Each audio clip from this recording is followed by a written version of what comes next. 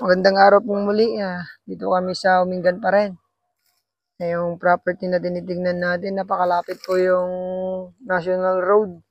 Mga 30 meters lang, nasa National Road ka na po. Sukat nito, 2.8 hectares. Dito po sa bayan ng Umingan. Titled property, tanong ko mamaya kung pangalan po niya, yung title. So ito lalagay ko na lang po sa description natin. Ito nabiyak siya may lumipat po na property dito sa kabila. So meron siyang tanim ngayon na palay. Ito yung umpisa ng lupa, may bakod diyan. Pag ganun sa diretso doon tapos doon. So 2.8 hectares to. Ito, pinaka lang mas mababa yung lupa kaysa sa kalsada. Ayan po. Pero pwede tayong magtabon dito. Tabunan natin to. Dito yung residential, tapos rice land sa likod. Tapos may kunting irrigation na maliit. So napakalapit po ng ng National Road.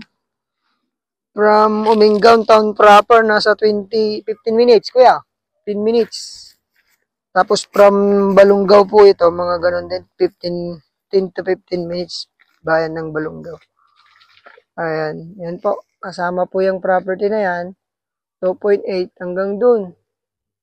So, ang pinakaano nito, mababa yung lupa kaysa sa kalsada. Pero ang kagandahan, ang lapit po ng ng National Road. Paglabas mo dyan hanggang sa wala pang mga sabihin natin 30 meters. Ganun lang po yung lupa kasi medyo pababa siya.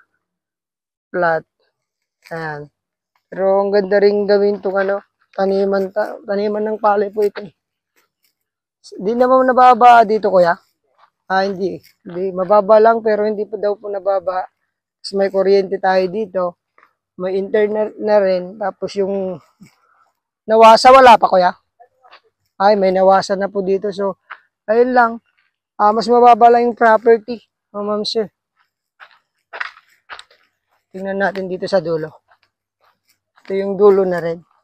Medyo masukal. Ito yung dulo natin. Tapos doon tayo galing. 30 meters frontage. Tapos ayun na. Ayun. May dumaan po na sasakyan. Yan na yung National Road natin. So ulitin ko po, 2.8 hectares daw po ito. Sabi ng contact natin. Pwede natin itong makausap seller agad. Kasi direct daw sila. Lalagyan na lang natin yung Pero ang price nito mga ma'am sir, nasa 3M lang, murang-mura. Tapos sagot pa daw nila yung capital gain tax. Ayun po sa ating contact ngayon. So yun, pag ganun po yung property. Boundary ng mangga. Yung mangga dito sa baba, pag ganun. So taniman ng palay, pwedeng mag-alaga ng hayop dito. Tapos yan, kulungin ng pagpalaki ng kambing, baka, ganyan. Po. So, yun. Along Barangay Road naman tayo, mga ma'am sir. Ayan. So, maganda rin. Mababa lang yung kalsada. Ayan, sana magustuhan nyo po. 2.8 hectares, 3M. Sagot pa niyang gain tax at 5% ng kanyang agent. Maraming salamat po. Ingatan po kayo ng Panginoon. God bless po sa ating lahat.